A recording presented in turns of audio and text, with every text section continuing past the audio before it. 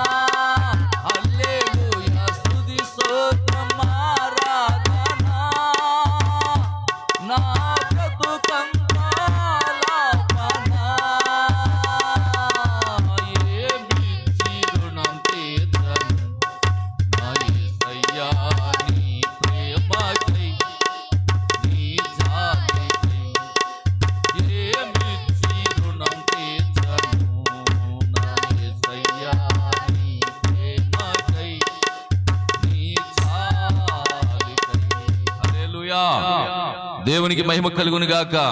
ఆమేన్. వచ్చే వారం కూడా 6 గంటలకే ఉదయకాల ఆరాధన ఉంటుంది. పై ఆదివారం మాత్రం 9:30కి యథావిధిగా ప్రారంభించడం జరుగుతుంది. కొంచెం వాతావరణం చల్లబడ్డది గనుక ఇక పై వారం నుంచి ఆఖరి వారం నుంచి 9:30కి ఆరాధన ప్రారంభించడం జరుగుతుంది. వచ్చే వారం మాత్రం యథావిధిగా 6 గంటలకి ఆరాధన జరుగుతుంది. దేవునికి స్తోత్రం. హల్లెలూయా.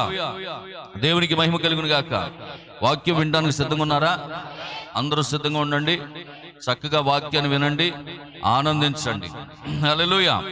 మరి ఈ కాలపు ప్రవక్త ఆయన కూడా పరిపూర్ణత అనే వర్తమానంలో చెప్తున్నాడు. ఆదివారం ఉదయం 6 గంటలకే సూర్యోదయ ఆరాధన. ఆదివారం ఉదయం 6 గంటలకే సూర్యోదయపు ఆరాధన. అంటే ఈ కాలపు ప్రవక్త కూడా కొన్ని సందర్భాల్లో ఉదయకాల సమయంలో 6 గంటలకే ఆరాధన ప్రారంభించినట్లుగా మనం చూస్తూ ఉన్నాం. హల్లెలూయా. దేవునికి మహిమ కలుగును గాక. ఆమేన్.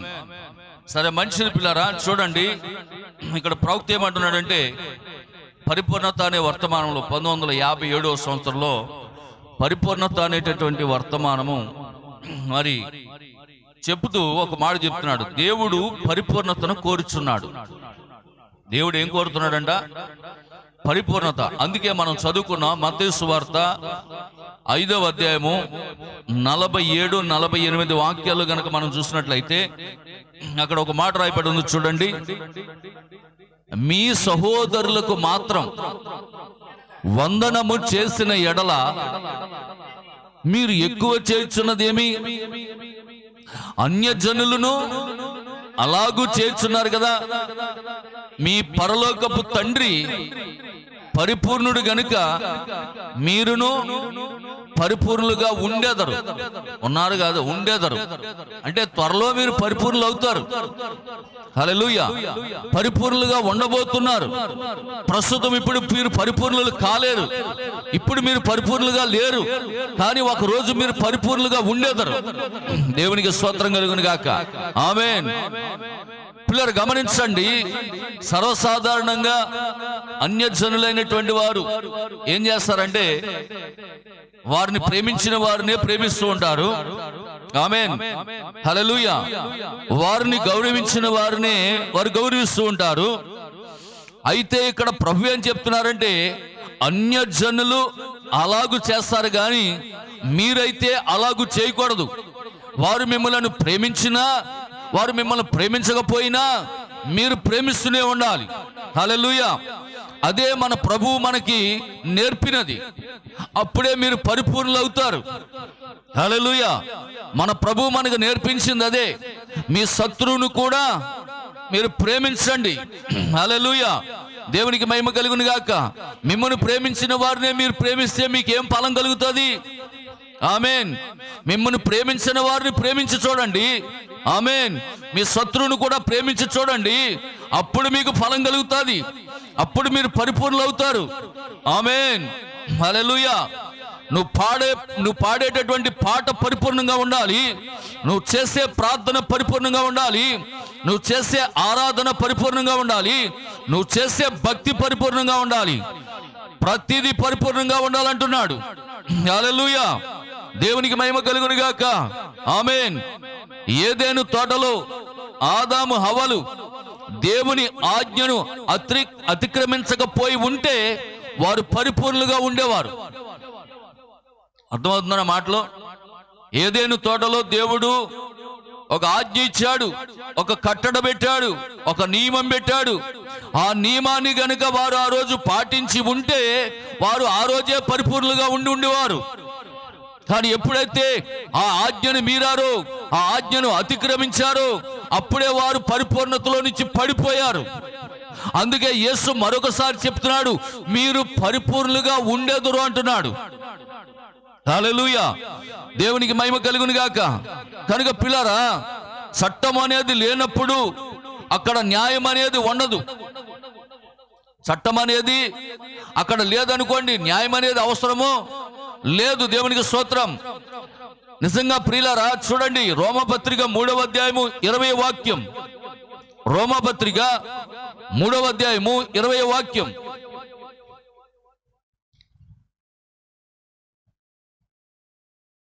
త్వరగా. ఏలయనగా ధర్మశాస్త్ర సంబంధమైన క్రియల మూలముగా ఏ మనుష్యుడు ఆయన దృష్టికి నీతిమంతుడని తీర్చబడడు.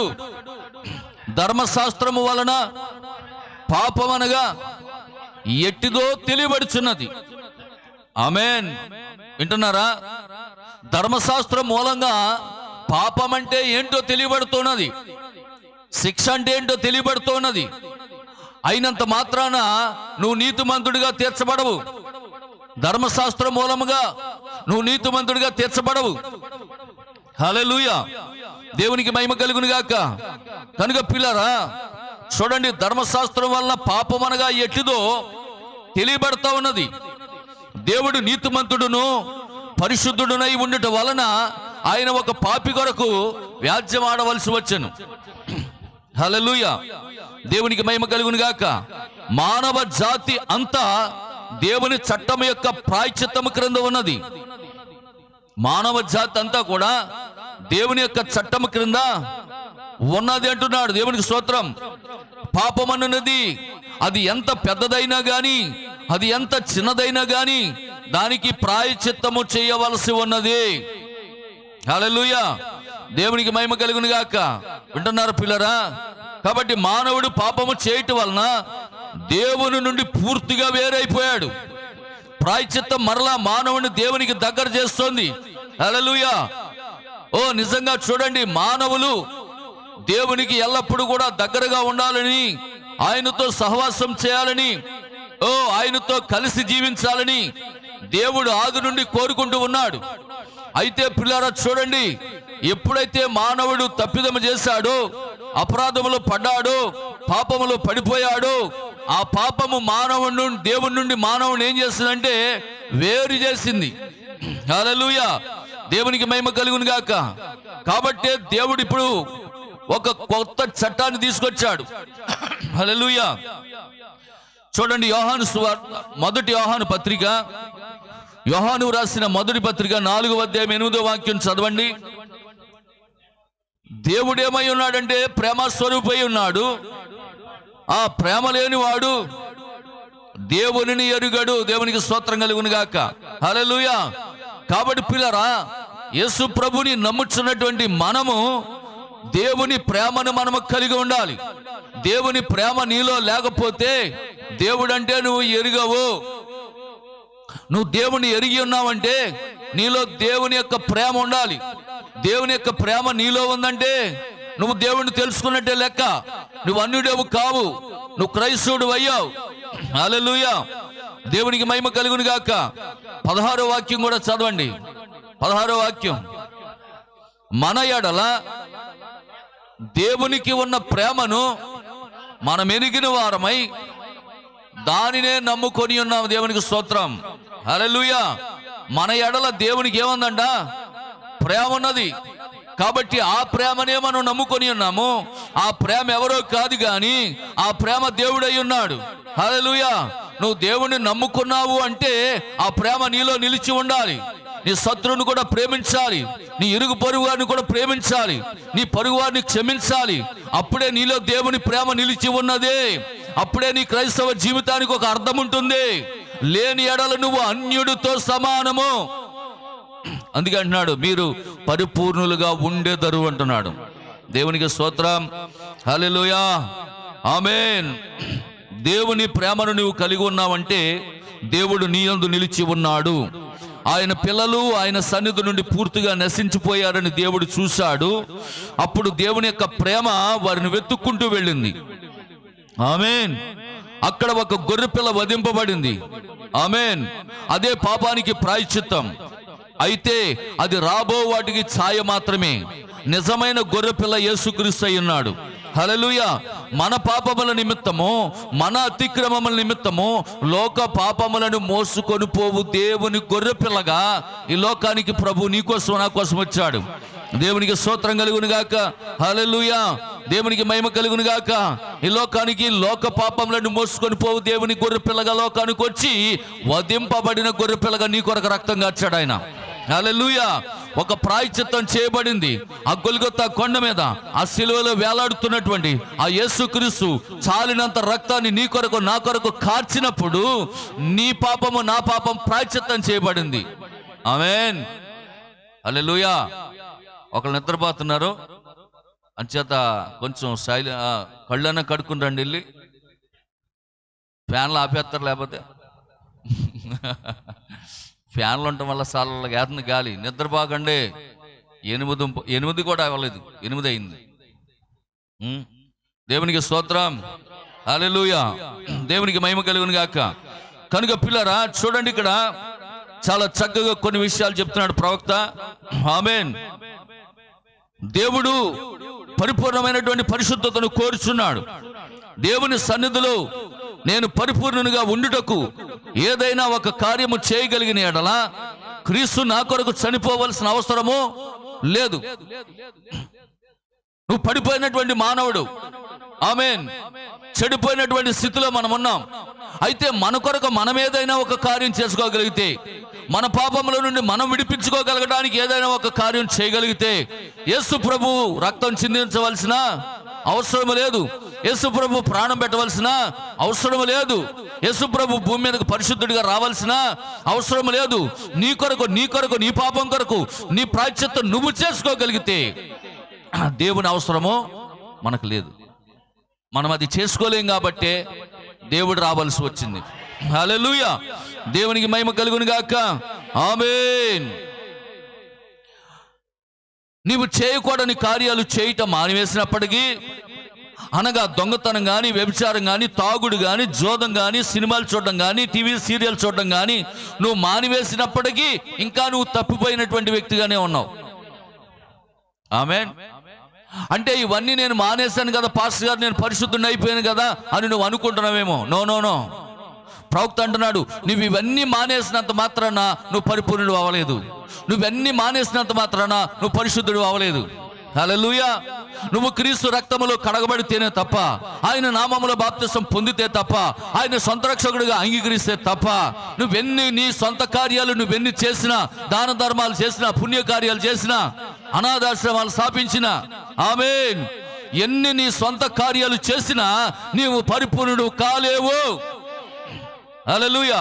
నువ్వు పరిపూర్ణుడు కావాలంటే పరిపూర్ణత కలిగిన దేవుని యొద్దకు రావాలి, పరిశుద్ధుడైన దేవుని యొద్దకు రావాలి, ఆయన రక్తములో కడగబడాలి, ఆయన నామములో బాప్తిసం పొందాలి, పరిశుద్ధుల సహవాసములోకి వచ్చి.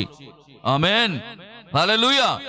అప్పుడు నువ్వు పరిపూర్ణుడిగా మారతావంటున్నాడు. దేవునికి స్తోత్రం. హల్లెలూయా. దేవునికి మహిమ కలుగును గాక. కనుక ప్రియులారా చూడండి, ఇక్కడ ప్రవక్త చెప్తున్న కార్యాలు చెప్తున్నాను. ఆ సంగతుల్లో ఏవీ లెక్కకు రావు. నీ అంతటా నీవు ఏ ఒక్కటి చేయలేవు. ఎందుకనగా నీవు ఒక పాపివై ఉన్నావు. ప్రారంభములోనే, నువ్వు పుట్టుకలోనే, నీ జన్మలోనే ఒక పాపం ఉన్నది. అందుకే అంటున్నాడు కీర్తనగాడు 51వ అధ్యాయం 5వ వాక్యం, కీర్తన గ్రంథం 51:5 వాక్యం అంటున్నాడు, నేను పాపములో పుట్టినవాడును, పాపములోనే నా తల్లి నన్ను గర్భము ధరించెను. మన పుట్టుకే ఒక పాపమై ఉన్నది. కీర్తన గ్రంథం 58వ అధ్యాయం 3వ వాక్యం, కీర్తన గ్రంథం 58వ అధ్యాయం 3వ వాక్యం, తల్లి గడిపిన పుట్టినది మొదలుకొని భక్తిహీనులు విపరీత బుద్ధి కలిగి ఉన్నారు. పుట్టిన తోడనే అబద్ధములాడుచు తప్పిపోతారంట. దేవునికి స్తోత్రం కలుగును గాక. పుట్టిన కానించి అబద్ధాలు ఆడడానికి ట్రైనింగ్ ఏమన్నదండి, ట్రైనింగ్ సెంటర్లు ఉండవు. వింటున్నారా? దేవునికి స్తోత్రం కలుగును గాక. హల్లెలూయా. దేవునికి మహిమ కలుగును గాక. వింటున్నారు పిల్లరా? పోలీస్ ట్రైనింగ్ ఎవరైనా అయ్యారా ఇక్కడ? పోలీస్ ట్రైనింగ్ అయిన వాళ్ళు ఎవరన్నా ఎవరు లేరా? బూతులు తిట్టడం కూడా ఒక ట్రైనింగ్ అంట. ఎవరు లేరు ఇక్కడ పోలీస్ ట్రైనింగ్ అయిన వాళ్ళు? హల్లెలూయా. పోలీస్ ట్రైనింగ్లో తిట్టడం నేర్పుతారంట. అర్థమవుతుందామా? బూతులు తిట్టడం కూడా నేర్పుతారంట అక్కడ. మరి ఎందుకంటే తిట్టడం రాదు కదా, వాడు ఆ దొంగని ఎలా తిట్టాలో, ఎలా తిడితాడికి మారు మనసు వస్తుందో అవన్నీ కూడా ట్రైనింగ్లో చెప్తారంట. దేవునికి స్తోత్రం. హల్లెలూయా. దేవునికి మహిమ కలుగును గాక. వింటున్నారా? కనుక పిల్లరా ఇక్కడ చూడండి, మనము అబద్ధాలు మనం పుట్టిన తోడనే మనం నేర్చుకుని వస్తున్నామంట.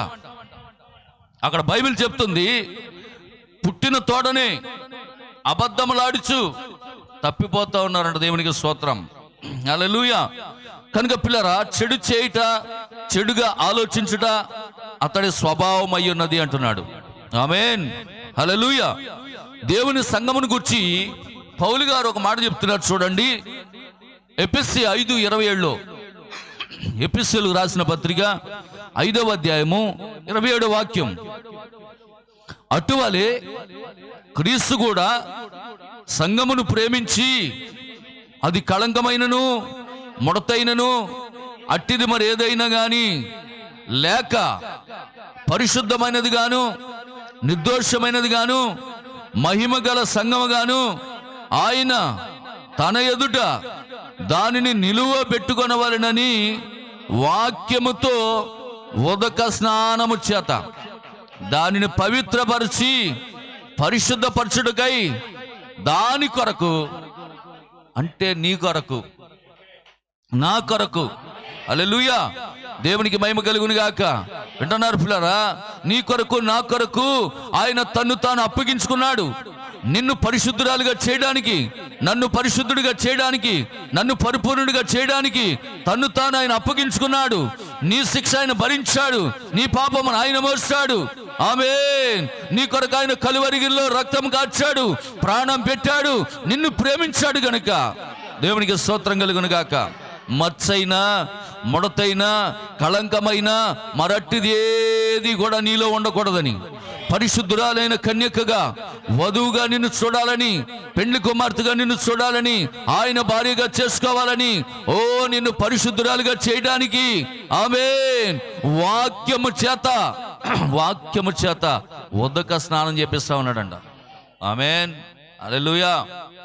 అందుకే పిల్లరా, ఒక పాపి లేదా ఒక క్రైస్తవుడు నీతీకరణ, శుద్ధీకరణ, పరిశుద్ధాత్మ బాప్తిస్వం, ఈ మూడు మస్ట్ అండ్ షుడ్, ఇవి తప్పకుండా ప్రతి క్రైస్తవ విశ్వాసికి ఉండాలి. నీతీకరణ అంటే నువ్వు యేసుక్రీస్తుని సొంత రక్షకునిగా అంగీకరించి ఆయన్ని బహిరంగంగా ఒప్పుకొనడం ద్వారా, నీటిలో మునిగి బాప్తిస్వం పొందడం ద్వారా నువ్వు నీతీకరణ జరుగుతావు అన్నది నీలో. నువ్వెప్పుడైతే నీతీకరణ పొంది సంఘములో చేర్చబడి దైవ సేవకుడు చెప్పే ప్రతి వర్తమానం ద్వారా, వాక్యము ద్వారా ఎప్పుడైతే నువ్వు శుద్ధీకరించబడతా ఉన్నావో, ఆమేన్. శుద్ధీకరణ అంటే ఆదికాండం 35వ అధ్యాయంలో మొదటి వాక్యంలో ఉండొచ్చు. చూడండి శుద్ధీకరణ అంటే ఏంటో. ఆదికాండం 35వ అధ్యాయం మొదటి వాక్యంలో ఉండొచ్చు. చూడండి శుద్ధీకరణ. దేవుడు యాకోబుతో, నీవు లేచి బేతేలునకు వెళ్ళి, బేతేలు అనగా దేవుని మందిరం అని అర్థం. బేతేలు అంటే ఏంటి? బేతేలు అంటే దేవుని మందిరం అని అర్థం.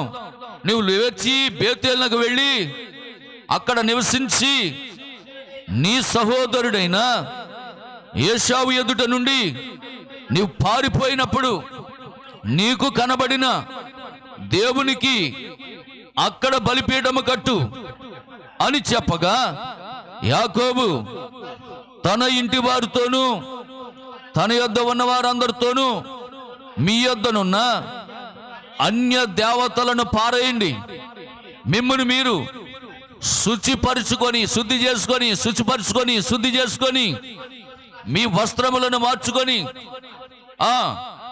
మనము లేచి బేతేలునకు వెళుదాము. నా శ్రమ దినమున నాకు ఉత్తరమిచ్చి నేను వెళ్ళిన మార్గము గుండా నాకు తోడై ఉండిన దేవునికి బలిపీఠమును అక్కడ కట్టెదనని చెప్పాను. వారు తమ యొద్దనున్న అన్య దేవతలన్నిటినీ, తమ చెవులకున్న పోగులను యాకోబుకు అప్పగింపగా, దేవునికి స్తోత్రం కలుగును గాక. అది శుచిపరచుకోవడం అంటే. దేవుడు మాట్లాడితే శుచిపరచుకుంటావు, దేవుడు మాట్లాడితే సమర్పించుకుంటావు. పాస్టర్ గారు చెప్తే నువ్వు శుద్ధీకరించబడవు. పాస్టర్ గారు చెప్తే మారు మనసు రాదు. పాస్టర్ గారు చెప్తే ఆయనకి అలాగే చెప్తాడండి, ఆయనకి ఏంటండి వయసు అయిపోయింది, ఆయనకి అన్నీ అయిపోయినాయి, అన్నీ అనిపించాడు, ఆయనకి ఇంకేముంది అని అనుకుంటావు. కానీ దేవుడు నీతో మాట్లాడితే, యాకోబుతో మాట్లాడినదే దేవుడు ఈ ఉదయకాల సమయంలో నీతో మాట్లాడితే నువ్వు శుద్ధీకరించబడతావు, నీ ఆత్మకు రక్షణ తెచ్చుకుంటావు, నువ్వు పరిపూర్ణులుగా ఉంటావు. హల్లెలూయా. ఎవరు నిన్ను పరిపూర్ణులుగా చేయలేరు. వాక్యమే నిన్ను పరిపూర్ణతలోకి తీసుకొస్తావన్నది, వాక్యమే నిన్ను శుద్ధీకరిస్తావన్నది. వాక్యము నిన్ను తాకుతున్నప్పుడు నీ చెవులు తెరబడాలి, నీ కన్నులు తెరబడాలి, నీ హృదయము తెరబడాలి. వాక్యము నేరుగా నీ హృదయములోకి వెళ్ళాలి. అప్పుడే నువ్వు శుచిపరుచుకుంటావు, శుద్ధీకరణ కలుగుతుంది. హల్లెలూయా. దేవునికి మహిమ కలుగును గాక. ఇక్కడ సమర్పించుకున్నటువంటి యవ్వన బిడ్డల్లో కానీ, ఇక్కడ వివాహమైనటువంటి స్త్రీల్లో కానీ ఎవరినైనా అడగండి, నేను ఎప్పుడైనా వారికి మీ చెవులు కొన్న తీసేయండి అని ఎవరికని చెప్పానేమో? నేను ఎవరికి చెప్పలా, కానీ వాక్యం చెప్తున్నానంతే, వాక్యం బోధిస్తున్నానంతే. కానీ వాళ్ళకు మారు మనసు కలిగింది, వాళ్ళు శుద్ధీకరించబడాలని ఒక ఆలోచన వాళ్ళకి కలిగింది. సమర్పణ జీవితం అంటే వారికి ఏంటో ప్రత్యక్షత వచ్చింది. ఆ చిన్న పిల్లలు సైతం, ఆ యవనస్తులు సైతం వాళ్ళు తమ జీవితాలని దేవుని కొరకు సమర్పించుకొని, ఆమేన్, వాళ్ళ తల్లిదండ్రులు ఒకవేళ వాళ్ళు ఊహించవచ్చు, మా పిల్ల ఎలా ఉంటే పెళ్ళి అవుతుందని. అయితే ఆ పిల్లలు చెప్పే మాట ఏంటి తెలుసా? మాకు పెళ్ళి అవ్వకపోయినా పర్వాలేదు పాస్టర్ గారు అంటున్నారు, మేము ఎలాగ దేవుని కొరకు ఉండిపోతాం అని చెప్పినప్పుడు నేను ఎంతో ఆనందించాను. దేవునికి స్తోత్రం. హల్లెలూయా. దేవునికి మహిమ కలుగును గాక. ఒక పరిశుద్ధమైనటువంటి సంఘానికి ఎవరు బోధించవలసిన అవసరం లేదు. దేవుని ఆత్మతో నింపబడినటువంటి వ్యక్తికి ఎవరు బోధించవలసిన అవసరం లేదు. తను తాను శుద్ధీకరించుకుంటుంది. అందుకే పిల్లరా, యేసుక్రీస్తు భార్య అంట తన్ను తాను సిద్ధపరచుకొని ఉన్నదంట. ఎవరో వచ్చి సిద్ధపరచక్కర్లేదు, ఎవరో వచ్చి నీ ముక్కుబడికి తీయక్కర్లేదు, ఎవరో వచ్చి నీ చెవిలీలు లాగక్కర్లేదు. ఆమెకు ఆమె తన్ను తానే సిద్ధపరచుకుంటుంది. హల్లెలూయా, దేవునికి మహిమ కలుగును గాక. కనుక ప్రియమైనటువంటి దేవుని బిడ్డలారా, నిర్దోషమైనటువంటి మహిమ గల సంఘముగా దేవుని ఎదుట నిలువ పెట్టడానికి వాక్యముతో ఉదక స్నానము చేత దాన్ని పవిత్రపరిచి పరిశుద్ధ పరచుటకై తన్ను తానే దేవుడే నీ కొరకు అప్పగించేసుకున్నాడు. దేవునికి స్తోత్రం. హల్లెలూయా, దేవునికి మహిమ కలుగును గాక. ఒక మనిషి తనకు తాను పరిపూర్ణుడు కాలేడు, పరిశుద్ధుడు కాలేడు. క్రీస్తు ద్వారానే పరిపూర్ణుడు కాగలడు, క్రీస్తు ద్వారానే పరిశుద్ధుడు కాగలడు. ఎందుకనగా నీ స్థానమును ఆయన తీసుకున్నాడు, నీకు బదులు ఆయన మరణించాడు, నీ శిక్షను ఆయన భరించాడు. హల్లెలూయా, మనంతట మనము ఎవరము పరిపూర్ణులము కాలేము. ఆమేన్. మన ప్రభువైన యేసుక్రీస్తు ద్వారానే మన పాపములు క్షమించబడి ఉన్నవి. మన శిక్షను తీర్పును తప్పించుకొని ఉన్నాము. మనం దేని తప్పించుకున్నాం చెప్పండి? మన మీద ఉన్న శిక్ష తప్పించబడింది, మనకు రాబోయే తీర్పు తప్పించబడింది. అందుకే అపోస్తలుడైన పౌలు గారు తన పత్రికలో 8వ అధ్యాయం, రోమాపత్రిక 8వ అధ్యాయం 1వ వాక్యం అంటున్నాడు, కాబట్టి ఇప్పుడు క్రీస్తు యేసునందున్న వారికి ఏ శిక్షా విధియు లేదు. కొట్టండి చప్పట్లు కొట్టి దేవుని నామమును మహిమపరచండి. హల్లెలూయా, దేవునికి మహిమ కలుగును గాక.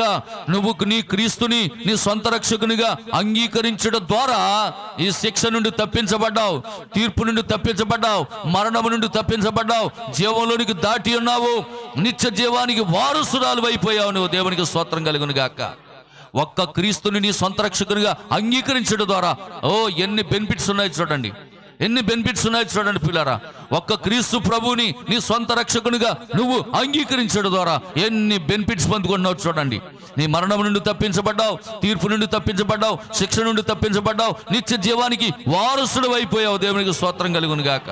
హల్లెలూయా, దేవునికి మహిమ కలుగును గాక. కనుక ప్రియమైనటువంటి దేవుని బిడ్డలారా, హెబ్రీయులకు రాసిన పత్రిక 10వ అధ్యాయము 12 నుండి 14 వాక్యాలు గనక మనం గమనించినట్లయితే అక్కడ చూడండి. హెబ్రీయులకు రాసిన పత్రిక 10వ అధ్యాయము 12 నుండి ఈయనైతే ఏమి నిమిత్తం అంట? ఈయనైతే పాపముల నిమిత్తము సదాకాలము నిలుచు ఒక బలిని అర్పించి అప్పటి నుండి తన శత్రువులు తన పాదములకు పాదపీఠముగా చేయబడి వరకు కనిపెట్టుచు దేవుని కుడిపార్శ్వమున ఆసీనుడాయను. ఆమేన్, హల్లెలూయా. అప్పటి వరకు అయితే పిల్లరా పాత నిబంధనలో ఏటాటా బలులు అర్పిస్తూ వచ్చారు. పాత నిబంధనలో పరిశుద్ధులు వాడి పాపాలు పరిహరించుకోవడం కోసం ఏటేటా బలులు అర్పిస్తూ వచ్చేవారు. ప్రతి సంవత్సరము కూడా సంవత్సరానికి ఒక మారి గొర్రె పిల్లను గాని మేక పిల్లను గాని మరి ఏవైతే ఉన్నావో ఆ ప్రథమ ఫలాలను తీసుకొచ్చి వారి పాపములు పరిహరించడం కోసం ప్రాయశ్చిత్తార్థమైనటువంటి బలులను ఏటేటా ఏటేటా ఏటేటా అర్పిస్తూ వచ్చేవారు. అయితే క్రీస్తు వచ్చి ఒక్కసారే నీ కొరకు అర్పించబడ్డాడు, వధింపబడిన గొర్రె పిల్లగా అర్పించబడ్డాడు. ఆ జంతు జీవాల్లో జీవము లేదు గాని ఈ గొర్రె పిల్లలో జీవం ఉన్నది, ఈ గొర్రె పిల్లలో రక్తం ఉన్నది, ఈ గొర్రె పిల్లలో అభిషేకం ఉన్నది, ఈ గొర్రె పిల్లలో నిత్య జీవం ఉన్నది. హల్లెలూయా. అందుకే అన్నాడు, ఈ క్రీస్తు ద్వారా ఒక్కసారి అర్పింపబడిన అర్పణ ఒక్కసారి నీ కొరకు అర్పించబడ్డది, నీ పాపముల నిమిత్తము ప్రాయశ్చిత్తార్థం చేయబడింది. దేవునికి స్తోత్రం. హల్లెలూయా, దేవునికి మహిమ కలుగును గాక. కనుక మన పాపముల నిమిత్తం ఒక్కసారి బలిగా అర్పించబడ్డాడు. ఈ ఒక్క అర్పణ చేత పరిశుద్ధ పరచబడిన వారిని సదాకాలమునకు సంపూర్ణంగా చేశాడంట. పాత నిబంధనలో సంవత్సరం అయ్యేటప్పటికి మళ్ళీ బలి అర్పించాలి అంటే పరిపూర్ణులుగా లేరు. ఒక సంవత్సరానికి ఒక మారి ఒక బలి అర్పిస్తే ఆ సంవత్సరానికే పరిపూర్ణులుగా ఉండేవాళ్ళు. మళ్ళా సంవత్సరం వచ్చేటప్పటికి మళ్ళా పాపం చేసేవారు, మళ్ళా పరిపూర్ణత పోయేది, మళ్ళా పరిశుద్ధత పోయేది. ఆమేన్, హల్లెలూయా. అయితే మళ్ళా సంవత్సరం వచ్చేటప్పటికి పరిశుద్ధులు అవ్వాలంటే మళ్ళా బలి అర్పించాలి, మళ్ళా పరిపూర్ణులు అవ్వాలంటే మళ్ళా బలి అర్పించాలి. కానీ నీ నిమిత్తము నా నిమిత్తము ఇదిగో నువ్వు పరిపూర్ణుడిగా ఉండాలని దేవుడు నీ కొరకు నా కొరకు ఒక్కసారి గొర్రె పిల్లగా ఆయన అర్పించబడ్డాడు. హల్లెలూయా, దేవునికి మహిమ కలుగును గాక. ఆ 14వ వాక్యం చదవండి. 14వ వాక్యం. ఒక్క అర్పణ చేత ఈయన పరిశుద్ధ పరచబడి వారిని, ఎవరైతే పరిశుద్ధంగా జీవించాలనుకుంటున్నారో, ఎవరైతే పరిపూర్ణులుగా మార్చబడాలనుకుంటున్నారో వారి కొరకంట సదాకాలము అదనమాట, సదాకాలమునకు నిన్ను సంపూర్ణులుగా చేస్తున్నాడు. అందుకే ప్రభు అన్నాడు, మీరు పరిపూర్ణులుగా ఉండెదరు. దేవునికి స్తోత్రం కలుగును గాక. హల్లెలూయా. దేవునికి మహిమ కలుగును గాక. క్రీస్తు యొక్క రక్తము మరియు ఆయన యొక్క ఆత్మ ద్వారా మాత్రమే మీరు పరిపూర్ణులుగా ఉండెదరు. మరొక మార్గము లేదండి. ఇమ్మానుయేలు రక్తనాళములు మాత్రమే నిన్ను పరిశుద్ధునిగా చేశాయి. ఆ రక్తము మాత్రమే నీ పాపములు కడిగాయి. మీ అపరాధముల నిమిత్తమై అనగా ఆయన గాయపరచబడ్డాడు. మీ యొక్క దోషముల నిమిత్తము ఆయన నలగొట్టబడ్డాడు. మీ యొక్క సమాధానార్థమైన శిక్ష ఆయన మీద పడింది. ఆయన పొందిన దెబ్బల ద్వారానే ఈరోజు మనకి స్వస్థత. టచ్ అంటే స్వస్థత కాదండి. టచ్ అంటే స్వస్థత కాదండి. ఆమె టచ్ అంటే దెయ్యాలు వెళ్ళిపోవడం కాదండి. టచ్ అంటే రోగులు పడిపోవడం కాదండి. ఏమంటే యేసు ప్రభు తన 3.5 సంవత్సరాల సువార్త పరిచర్లు ఎవరినైనా పడేశాడండి? చెప్పండి. యేసుక్రీస్తు ప్రభు వారు తన 3.5 సంవత్సరాల సువార్త పరిచర్యలో టచ్ అని చెప్పి ఎవరినైనా పడేశారా? లేదు లేదు. పడిపోయిన వాళ్ళని చెయ్యిచ్చి లేపాడండి. దేవునికి స్తోత్రం. ఆమేన్. ఆ యేసు ప్రభు పరిచర్యకి ఈ రోజున్న పరిచర్యలకి చాలా తేడా ఉంది. ఇప్పుడు అంతా జనాలు ఎక్కడంటే టచ్ అంటే పడిపోతుంటే ఎక్కడ పడిపోతున్నారు? అక్కడికి వెళ్ళిపోతున్నారు జనం. దేవునికి స్తోత్రం కలుగును గాక. హల్లెలూయా. దేవునికి మహిమ కలుగును గాక. కనుక ప్రియమైనటువంటి దేవుని బిడ్డలారా, నిజంగా చూడండి, ప్రవక్త ఒక మాట చెప్తున్నాడు, ప్రవచనములు, పరిశుద్ధ గ్రంథములోని ప్రవచనాలు, లేఖనాలు నెరవేరుచున్న చివరి కాలములో మనం జీవించుచున్నాం. ఆమేన్. మన ప్రవక్త ఒక మాట చెప్పాడు, 4వ ముద్ర కింద మనం ఉన్నామా? హల్లెలూయా. మనం ఎక్కడ ఉన్నాం చెప్పండి? 4వ ముద్ర. 4వ ముద్రలో ఆ గుర్రం రంగు ఏంటి చెప్పండి? పాండుర వర్ణ గుర్రం. పాండుర వర్ణం అంటే ఏంటి? ఎరుపు, నలుపు, తెలుపు, ఈ 3 రంగులు కలిసిన రంగే పాండుర వర్ణ రంగు. మరి దాని గురించి ఎవరైనా వివరించి చెప్పారంటే ఎవరు వివరించి చెప్పలేకపోయారు. కానీ కాలపు ప్రవక్త చెప్పాడు, ఈ ఎరుపు ఏంటో కాదు కానీ రాజకీయ శక్తి, తెలుపేంటో కాదు కానీ మత శక్తి, నలుపేంటో కాదు కానీ దెయ్యపు శక్తి, ఈ 3 శక్తులు కూడా కలిసిపోయినాయి అంట. ఆమేన్. హల్లెలూయా. ఇప్పుడు మన దేశంలో జరుగుతున్నది ఏంటో తెలుసా? మత కల్లోలాలు. మత కల్లోలాలు జరుగుతున్నాయి. ఇప్పుడు మన దేశం అంతా అట్టుడిగిపోతా ఉన్నది. ఎక్కడ చూసినా తగలబెట్టేసుకుంటున్నారు. భయంకరమైనటువంటి పరిస్థితి మన దేశంలోనే జరుగుతున్నది ఇప్పుడు.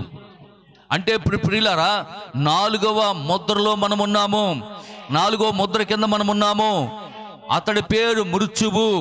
అందుకే చూడండి, ఎక్కడ చూసినా ఇప్పుడు మరణాలు, ఎక్కడ చూసినా మరణ వార్తలు ఎక్కువైపోతున్నాయి. హల్లెలూయా. అప్పుడే 2 చనిపోయారంట ఆ మత కొల్లాలలో. ఆ కాల్పుల్లో 2 చనిపోయారంట. దేవునికి స్తోత్రం కలుగును గాక. కనుక నా ప్రియమైన దేవుని బిడ్డలారా, ఇవన్నీ కూడా ఇలాగ జరుగుతాయి. అందుకే ప్రవక్త అంటున్నాడు, నిజంగా మనం ఏ కాలంలో ఉన్నామంటే చూడండి, ఇక్కడ ప్రవక్త చెప్తున్నాడు, పరిశుద్ధ గ్రంథములోని ప్రవచనాలు, లేఖనాలు నెరవేరుచున్న చివరి కాలములో మనం జీవించున్నాము. లేఖనాలను బట్టి చూస్తే ఎత్తబడే సమయం చాలా సమీపంగా ఉన్నది. కాబట్టి కక్షలు, పంతాలు, పట్టింపులకు పోక పరిపూర్ణులుగా ఉండండి. ఏం చెప్తున్నాడు? పరిపూర్ణులుగా ఉండండి. ఇక మీలో కక్షలు ఉండకూడదు, మీలో పంతాలు ఉండకూడదు, మీలో పట్టింపులు ఉండకూడదు. మీరందరూ పరిపూర్ణులుగా ఉండండి. ఒకరికొకరు ప్రార్థించుకొనుచు ఆయన రాకడకు సిద్ధపడవలనని తెలియచేస్తున్నానంటున్నాడు. అన్యజనుల కాలము త్వరగా ముగించబడబోతోంది. సువార్త తిరిగి యూదుల దగ్గరికి వెళ్ళిపోబోతోంది. వధువు కొరకే వరుడైన క్రీస్తు ఎదురు చూస్తున్నాడు. హల్లెలూయా. దేవుడు ఎల్లప్పుడూ పరిపూర్ణుడై ఉన్నాడు, ప్రేమలో పరిపూర్ణుడైన. ఆమేన్. ఆయనలో ఏ కళంకము లేదండి. ప్రతి ఒక్కరిలో ఏదో ఒక లోటు అనేది కనబడుతూ ఉంటుంది. ఆమేన్. హల్లెలూయా. దేవునికి మహిమ కలుగును గాక. పిల్లలు గమనించండి, యాకోబు కావాలని పొరపాటు చేయలేదు, కావాలని తప్పు చేయలేదు, కావాలని మోసము చేయలేదు. దేవునికి స్తోత్రం కలుగును గాక. హల్లెలూయా. కనుక పిల్లరా, నిజంగా ఇక్కడ ఒక మాట చెప్తున్నాడు. యాకోబు కావాలని ఎవరిని మోసం చేయలేదు. జ్యేష్ఠత్వం యొక్క విలువ యాకోబుకు తెలుసు. జ్యేష్ఠత్వపు యొక్క విలువేంటో యాకోబుకు తెలుసు, కానీ ఏశావుకు తెలీదు. ఏమరా, పెద్దోడిగా ఉంటే ఏముంది, చిన్నోడిగా ఉంటే ఏముందిరా, అందులో పెద్ద తేడా ఏముంది అనుకుంటున్నాడు. ఆమేన్. జ్యేష్ఠత్వపు యొక్క హక్కు, జ్యేష్ఠత్వం యొక్క విలువ యాకోబుకు తెలుసు కాబట్టి అక్కడ ఏం చేస్తున్నాడు, కడుపులో ఉండే పోరాడుతున్నాడంట. కడుపులో ఉండే, రే నేను వెళ్తాను రా భూమి మీదకి, మొట్టమొదటిగా నేను వెళ్ళాలని పోరాడుతున్నాడంట. అంటే జ్యేష్ఠత్వపు హక్కు కొరకు ఎక్కడ పోరాడుతున్నాడు ఆయన? తల్లి గర్భములో ఉండే పోరాడుతూ ఉన్నాడు. జ్యేష్ఠత్వపు హక్కులో ఉన్నటువంటి దీవెనేంటో, ఆశీర్వాదం ఏంటో యాకోబుకు తెలుసు గనుక జ్యేష్ఠత్వపు హక్కు కొరకు కడుపులో ఉండే పోరాడుతూ ఉన్నాడంట అన్నయ్యతోటి. దేవునికి స్తోత్రం కలుగును గాక. హల్లెలూయా. దేవునికి మహిమ కలుగును గాక. కనుక ప్రియమైన దేవుని బిడ్డలారా, జ్యేష్ఠత్వపు యొక్క విలువ యాకోబుకు మాత్రమే తెలుసు, ఏశావుకి తెలియదు. హల్లెలూయా. ఈరోజు చాలా మంది కూడా పిల్లరా, మరి క్రైస్తవులకు ఏకత్వం అంటే ఏంటో తెలీదు. హల్లెలూయా. ఎంతసేపు త్రిత్వమే అనుకుంటున్నారు వాళ్ళు. అర్థమవుతుందా? ఎంతసేపు ఏమనుకుంటున్నారు? త్రిత్వమే అనుకుంటున్నారు. త్రియేక దేవుడు, తండ్రి, కుమార, పరిశుద్ధాత్మ అనే అనుకుంటున్నారు తప్ప నిజంగా దేవుడు ఏకత్వంలో ఉన్నాడని, ఒకే ఒక దేవుడని, ఒకే ఒక సింహాసనం అని వాళ్ళు ఈరోజు నమ్మలేకపోతూ ఉన్నారు. ఆమేన్. హల్లెలూయా. కనుక ప్రియమైనటువంటి దేవుని బిడ్డలారా, ఆ రోజు జ్యేష్ఠత్వం అంటే ఏంటో, దాని ద్వారా వచ్చే ఆశీర్వాదం ఏంటో ఏశావుకి తెలియనట్లుగానే ఈరోజు చాలా మంది క్రైస్తవులకు ఒకే ఒక దేవుడన్న సంగతి వాళ్ళకి అర్థం కావట్లేదు. ఏకత్వం అంటే ఏంటో అర్థం కావట్లేదు. ఎంతసేపు త్రిత్వం అని పట్టుకుని కూర్చున్నారు. తండ్రి, కుమార, పరిశుద్ధాత్మని పట్టుకుని కూర్చున్నారు. వాళ్ళకి అర్థం కాక. దేవునికి స్తోత్రం. హల్లెలూయా. కనుక దేవుడు ఏదైనా ఒక మాట పలికితే ఆ మాట శాశ్వతంగా ఉంటుంది. దేవుని మాట ఎంత పవర్ గలదో, తన కుమారుడైనటువంటి ఆదాము మాట కూడా అంతే పవర్ కలిగింది. హల్లెలూయా. ఓ ఆకాశము కలుగునుగాక, కలిగిందంతే. భూమి కలుగునుగాక, కలగాలంతే. అలాంటి అధికారమే దేవుడు ఆదాముకి ఇచ్చాడంట. కానీ ఆదాము ఏం చేశాడు? ఆ అధికారాన్ని పోగొట్టుకున్నాడు. దేవునికి స్తోత్రం. హల్లెలూయా. దేవునికి మహిమ కలుగునుగాక. అవునా పిల్లలు, గమనించండి. ఇక్కడ ఒక విషయం, యెహోషువ ఏమన్నాడు? సూర్యుడా, నువ్వు గిబియోనులో ఆగిపో. చంద్రుడా, నువ్వు అయ్యోను లోయలో నిలిచిపో అన్నాడా? అన్నప్పుడు ఒక మనుషుడు పలికితే కలిగిందా లేదా? హల్లెలూయా. దేవునికి మహిమ కలుగును గాక. పిల్లరా, ఒక మనిషి పలికితే కలిగే అధికారం దేవుడు ఎప్పుడు ఇచ్చాడు? ఎప్పుడో ఇచ్చాడు. ఆదిలోనే ఇచ్చాడు. నీ నోటితో పలికితే కలగాలది. హల్లెలూయా. అలా కలగాలని, అలా కలుగుతుందని దేవుడు నీకు అధికారం ఇచ్చేశాడు ఏదోలోనే. కానీ దాన్ని మనం పోగొట్టుకున్నాం. అందుకే అన్నాడు, మీరు త్వరలోనే మళ్ళా మీరు పరిపూర్ణులుగా ఉండెదరు. మీరు ఆ పరిపూర్ణతలోకి మళ్ళీ వస్తారు. ఈ కాలపు ప్రవక్తలో దేవుడు పరిపూర్ణుడయ్యాడు, ఆయనలో నివాసం చేశాడు. అందుకే ఒకరోజు ప్రవక్త అలాగా అరణ్యానికి వెళ్ళినప్పుడు, ఆ కొండ మీదకి వెళ్ళినప్పుడు, విపరీతమైనటువంటి మంచు తుఫాను వాడుతున్నప్పుడు అక్కడ అందరూ కూడా రేడియోలో అనౌన్స్మెంట్ చేస్తా ఉన్నారు. మంచు తుఫాను వస్తా ఉన్నది. అడవిలోను కొండలో ఉన్నటువంటి ప్రజలారా, మీరు త్వరగా మీ గృహాలకు వెళ్ళిపోండి. హల్లెలూయా. దట్టమైనటువంటి మంచు తుఫాను రాబోతోంది. మీరు మీ ప్రాణాలు కాపాడుకోవడం కోసం మీరు తిరిగి మీ గృహాలకు వెళ్ళిపోండి అని మైక్ లో అనౌన్స్మెంట్ చేస్తా ఉంటే, అనౌన్స్మెంట్ విని ప్రవక్త కొండ మీద నుంచి గబగబా తిరిగి వస్తున్నాడంట. హల్లెలూయా. ప్రాణాలను గుప్పిట్లో పెట్టుకొని, నేను కిందకు వెళ్ళిపోవాలి, నా ఇంటికి వెళ్ళిపోవాలి, నా గృహానికి వెళ్ళిపోవాలి అని ప్రవక్త పరుగున కొండది కిందకు వచ్చేటప్పటికి దైవశక్తి అక్కడ ఒక మెల్లని స్వరం అంటుందంట, బ్రహ్మాం, నువ్వెందుకు పరిగెట్టుకుని వెళ్తున్నావు? నువ్వెందుకు భయపడుతున్నావు? నువ్వెందుకు దిగి వచ్చేసావు? Go back. హల్లెలూయా. నువ్వు తిరిగి వెళ్ళు. ఎక్కడికి వెళ్ళను ప్రభువా? నువ్వు ఎక్కడి నుంచి వచ్చావు? అక్కడికి వెళ్ళాను. ఏ కొండ మీద నుంచి దిగొచ్చాడో ఆ కొండ మీదకి ప్రవక్త పరుగుని వెళ్ళాడంట. ప్రవక్తతో అంటున్నాడు, బ్రహ్మాం, పలుకో, మంచు తుఫానా ఆగిపో. హల్లెలూయా. దేవునికి మహిమ కలుగును గాక. ఓ ప్రవక్త పలికాడంట, మంచు తుఫానా ఆగిపో. ఎప్పుడైతే ప్రవక్త పలికాడో దట్టమైన మంచు తుఫాన్ అంట ఆగిపోయిందంట. దేవునికి స్తోత్రం కలుగును గాక. నీలో ఎప్పుడైతే క్రీస్తుని వాసం చేస్తాడో, ఎప్పుడైతే క్రీస్తు నీలోకి వచ్చాడో, నువ్వు పరిపూర్ణుడు అవుతావు. నువ్వు పలికితే ప్రతిదీ కలుగుతుంది. హల్లెలూయా. దేవునికి మహిమ కలుగును గాక. ఆమేన్. ఒక దినాన్న వేటాడడానికి అడవిలోకి వెళ్ళాడు. అడవిలోకి వెళ్ళి ఆ గుర్రం మీద ఆ తుపాకీ పట్టుకొని వేటాడడానికి వెళ్ళాడు. ఇంచుమించు మధ్యాహ్నం 1:02 అయిపోతుంది. ఎండలో ప్రయాసపడతా ఉన్నాడు. కనీసం ఒక్క ఉడత కానీ ఏమి కూడా పడలా. దాన్ని కొట్టడానికి ఏది దొరకలేదు. కడుపులో ఆకలి అవుతా ఉన్నది. హల్లెలూయా. ఆ గుర్రం మీద తిరిగి తిరిగి తిరిగి ఆ చెట్టు దగ్గరకు వచ్చాడు. ఆ గుర్రాన్ని తీసుకెళ్లి ఒక చెట్టుకు కట్టేశాడు. ఆ తుపాకీ పట్టుకెళ్ళి చెట్టుకి ఏలాడు తీశాడు. ఆ ఏలాడు పెట్టి ఆ చెట్టుకి జారబడి, ఓ ప్రభువా, చాలా ఆకలిగా ఉన్నది, ఈరోజు నాకు వేటకేమీ దొరకలేదు, ఆమేన్ అని అక్కడ మాట్లాడుతూ ఉంటే అక్కడ ఒక మెల్లని స్వరం వచ్చి అంటుందంట, పలుకు అన్నదంట. ఆమేన్. ఏం పలకను ప్రభువా, నీకేం కావాలన్నాడు. నీకేం కావాలి? ఏం కావాలి? ఆ ప్రభువా, నాకు ఉడతలు కావాలి, ఎర్రని ఉడతలు కావాలి. ఆమేన్. ఎన్ని కావాలి? 3 ప్రభువా. ఎక్కడ ఉండాలి? అదిగా చెట్టు కొమ్మను ఉండాలి. పలుకు అన్నాడంట. ఆమేన్. ఎర్రని ఉడతలు 3 కలుగునుగాక. హల్లెలూయా. ఏ చెట్టు కొమ్మనైతే 3 ఉడతలు కావాలని ప్రవక్తను అడిగాడు, అక్కడ 3 ఉడతలు కలిగినాయి అంట. అక్కడ కనబడతా ఉన్నాయంట. వెంటనే తుపాకీ తీసుకున్నాడు, 3టిని కొట్టి కాల్చాడంట. దేవునికి స్తోత్రం. హల్లెలూయా. దేవునికి మహిమ కలుగును గాక. కలిగినయా? ఉడతలు సృష్టించాడా? నోటి మాట చేత ఉడతలు కలిగినాయి. నోటి మాట చేత మంచు తుఫాను ఆపాడు. దేవునికి స్తోత్రం. హల్లెలూయా. నువ్వు పరిపూర్ణుడు కావాలంటే, వింటున్నారా? దేవునికి స్తోత్రం. దేవుడు ఎల్లప్పుడూ పరిపూర్ణుడై ఉన్నాడు, ప్రేమలో పరిపూర్ణుడై ఉన్నాడు. ఆయనలో ఏ కళంకము లేదు. ప్రతి ఒక్కరిలో ఏదో కళంకం ఉన్నది. హల్లెలూయా. దేవునికి స్తోత్రం కలుగును గాక. కనుక ప్రియమైనటువంటి దేవుని బిడ్డలారా, మన పాపముల చేత అపరాధముల చేత చచ్చిన వారమై ఉండగా దేవుడే తన స్వరక్తాన్ని చిందించి మనలను బ్రతికించెను. దేవుని పిల్లలు ఎల్లప్పుడూ పరిపూర్ణులుగా ఉండవలెను. ఆమేన్. మచ్చైనా, మడతైనా, డాగైనా, కళంకమైన మరట్టిది ఏదైనా లేకుండా, ఏది నీలో ఉండకూడదు అంటున్నాడు. కాబట్టే దేవుడు నీకేమిచ్చాడంటే వాక్యం ఇచ్చాడంట. వాక్యము చేత నువ్వు ఉదక స్నానం చేయబడుతూ ఉండాలి.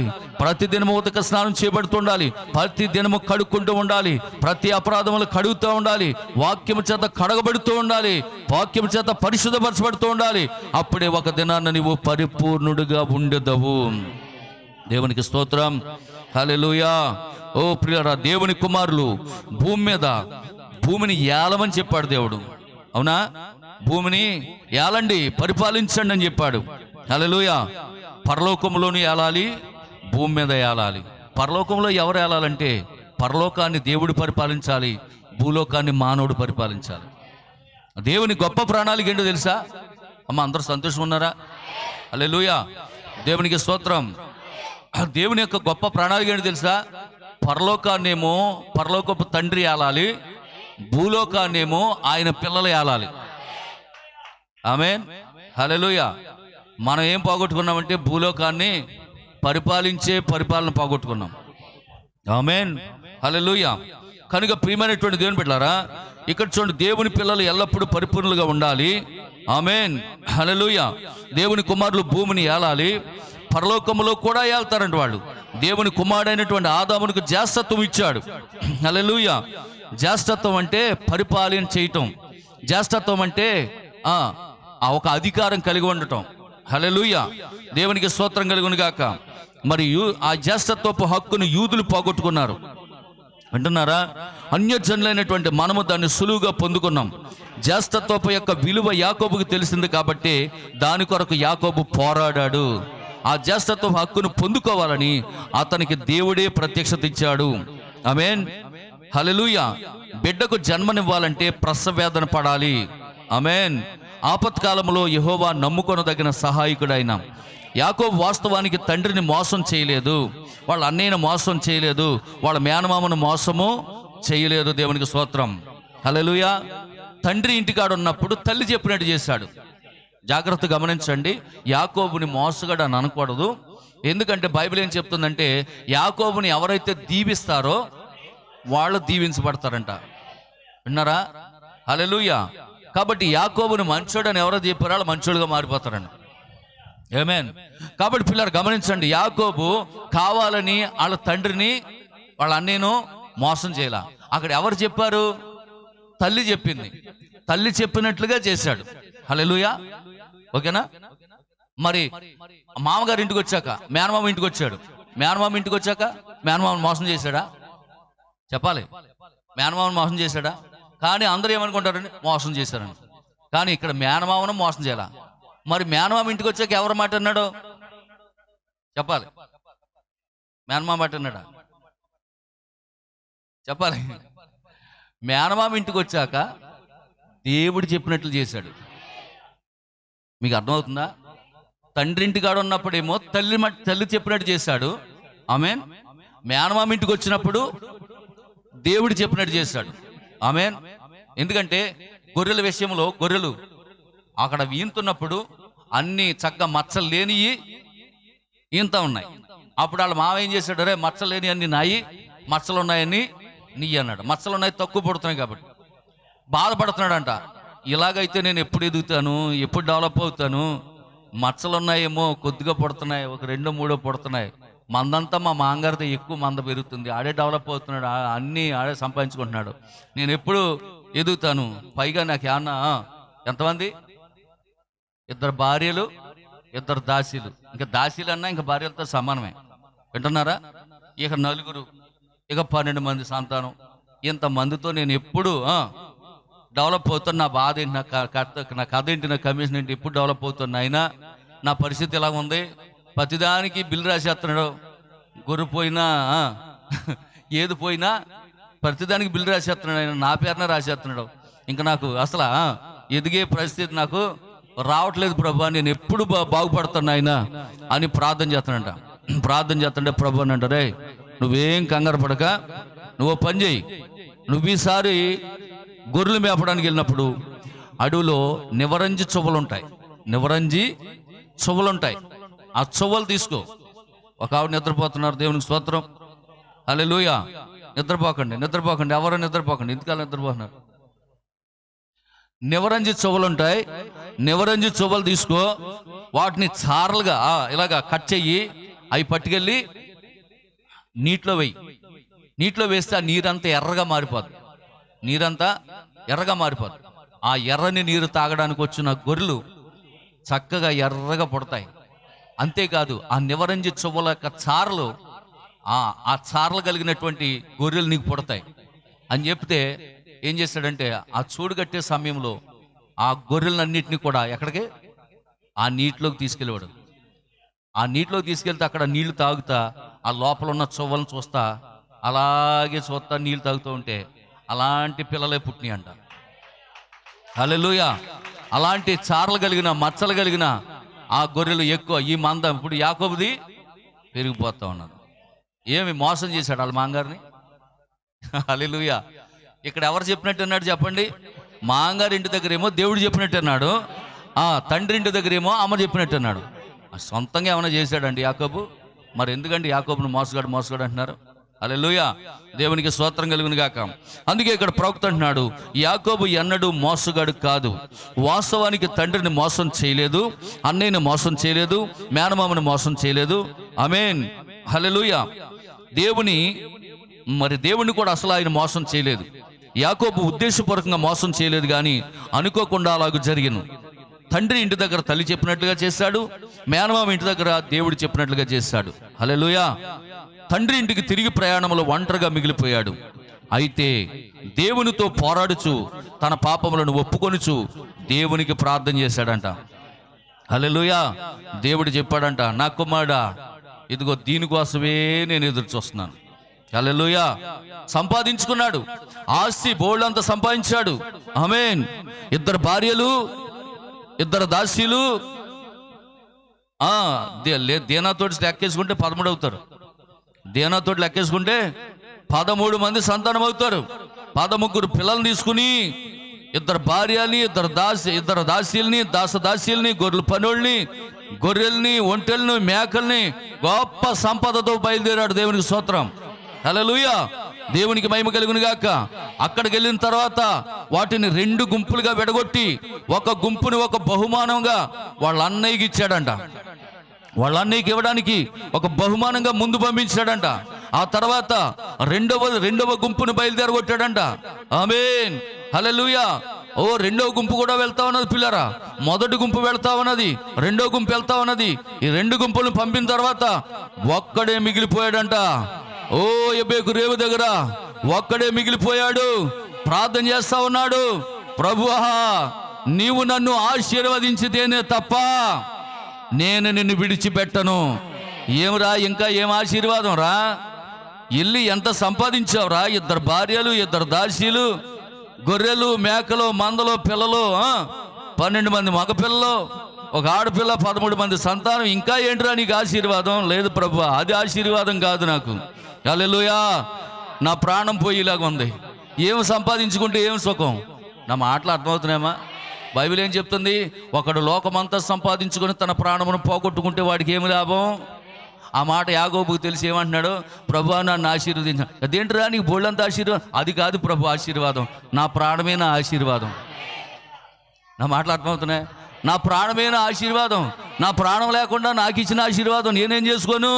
కాబట్టి నన్ను ఆశీర్వదించి అంటున్నాడు. అంటే ఏంటి? నా ప్రాణాన్ని నిలబెట్టు. ఎందుకంటే వెనక నుంచే మామ వస్తున్నాడు, ముందు నుంచేమో అన్నయ్య వస్తున్నాడు. ఆడొచ్చినా ప్రాణం తీసేస్తాడు, ఈడొచ్చినా ప్రాణం తీసేస్తాడు. ఎంత సంపాదించుకొని నా ప్రాణం పోగొట్టుకుంటే నాకేం ఆశీర్వాదం? నన్ను ఆశీర్వదించని ప్రార్థన చేస్తా ఉన్నాడు. దేవుడు దిగొచ్చాడంట. ఒరే అబ్బాయి, ఈ విషయం నువ్వు తెలుసుకుంటాం కోసమే నేను ఇక్కడ దాకా తీసుకొచ్చాను. ఈ విషయం ఇప్పటికి నీకు అర్థమైంది, ఇప్పటికి నీ జ్ఞానేంద్రం, నీకు జ్ఞానం తెలిసింది ఇప్పుడు. హల్లెలూయా. దేవునికి మహిమ కలుగును గాక. అయినా తర్వాత చూద్దాం లేరా, నాకు టైం అయిపోతుంది, వెళ్ళిపోతున్నాను అంట. నువ్వు వెళ్ళిపోతే ఊరుకొని అయినా గట్టిగా కాలెట్టేసుకున్నాడ. కాలెట్టేసుకుంటే ఏం చేశాడు? గూటు మీద కొట్టాడా? కొడితే తొడ ఏమైంది? గూడు ఇదేనా? ఈ తొడగూడు ఏమైందంట? వసిలిందంట. దేవునికి స్తోత్రం. హల్లెలూయా. అప్పుడు దాకా స్టైల్గా నడిచే యాకోబు నాకేంటిరా, ఇప్పుడు దేవుడు కొట్టాక ఏమైంది? ఇప్పుడు నడక మారిపోయిందంట. ఎట్లా నడుస్తున్నాడంట. ఇప్పుడు ఎట్లా వాళ్ళ అన్నయ్య ఇచ్చాడంట. ఎవడురా ఇలా నడుస్తున్నాడో? ఎవడు ఎట్లా నడుస్తున్నాడా? ఎవడంటారేంటి అయ్యగారు? మీ తమ్ముడు? మా తమ్ముడా? ఒరే, మా తమ్ముడు స్టైల్ ఏముంది? స్టైల్ రా. వాడు ఎట్ట నడిచేవాడు అంట. నడక చూస్తేనే హీరోలాగా ఉండేవాడు రా. ఏంటి ఆ నడకేంటి ఎట్ట మారిపోయింది? ఆమేన్, హల్లెలూయా. దేవునికి స్తోత్రం కలుగును గాక. వాళ్ళ అన్నయ్య రానే వచ్చాడు. వచ్చేటప్పుడు రే తమ్ముడా, ఏంట్రా ఆ నడకేంట్రా బాబు అలాగైపోయింది? అన్నయ్య, దేవుడు కొట్టాడే ఇక్కడ. అదేంట్రా? నేను కొడదామని వచ్చాను నిన్ను. నాకంటే ముందు దేవుడే నిన్ను కొట్టాడా? అవునన్నయ్య, కొట్టాడు అన్నయ్య. సట్టుడు జారిపోయింది అన్నయ్య, నేను నడలేకపోతున్నాను. అయినా నీకు ముందుగా మీ మరదల నాన్నని పంపని కనబడలేదా అన్నయ్య? ఆ ముందు వచ్చినాడు మా మరదలేంటిరా? అవునన్నయ్య, నీకోసమే పంపాను. నీ దాసుడునైనా నన్ను జ్ఞాపకం చేసుకొని నీ కొరకు పంపించిన గొర్రెలు, దాసీలు వాళ్ళందరూ నీ వాళ్ళే అన్నయ్య. అయ్యి బాబు, ఇలా మారిపోయింట్రా. వింటున్నారమ్మా? హల్లెలూయా. శత్రువుని సైతం మిత్రునిగా మార్చగలిగిన దేవుడు మన దేవుడు. హల్లెలూయా. యాకోబు జీవితం మారిపోయింది, నడక మారిపోయింది, చూపు మారిపోయింది, తలంపులు మారిపోయినాయి, ఉద్దేశాలు మారిపోయి. అన్నయ్య, నాకున్నవన్నీ నీయా అన్నయ్య. అయ్యి బాబు, ఇదేంటిరా? ఆ రోజు ఏటమాసం పట్టుకొచ్చి నాన్న మోసం చేసేసి చేస్తాం అంటూ పట్టుకెళ్ళిపోయావు. నువ్వు దుర్మార్గుడు అనుకున్నాను రా.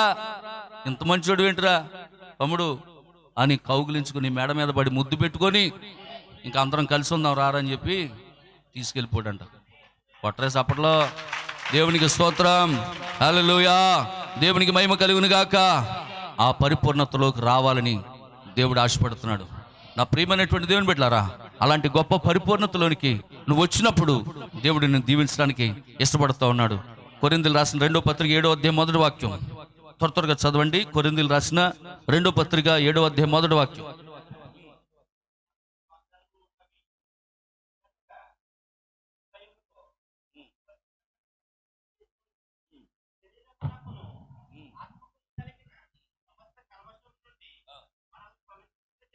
ఆమేన్. మనకేమున్నాయంట? వాగ్దానాలు ఉన్నాయా?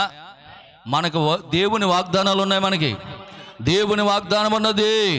ఓ, నేను వెళ్ళి మీకు స్థలము సిద్ధపరచి వెళ్తున్నాను, నా తండ్రి ఇంట మీకు అనేక నివాసములు ఉన్నాయి, స్థలము సిద్ధపరిచి నేను మళ్ళా వస్తాను, వచ్చి మిమ్మల్ని తీసుకొని వెళ్ళిపోతాను. వాగ్దానమేనా? నీ కొరకు వాగ్దానమేనా?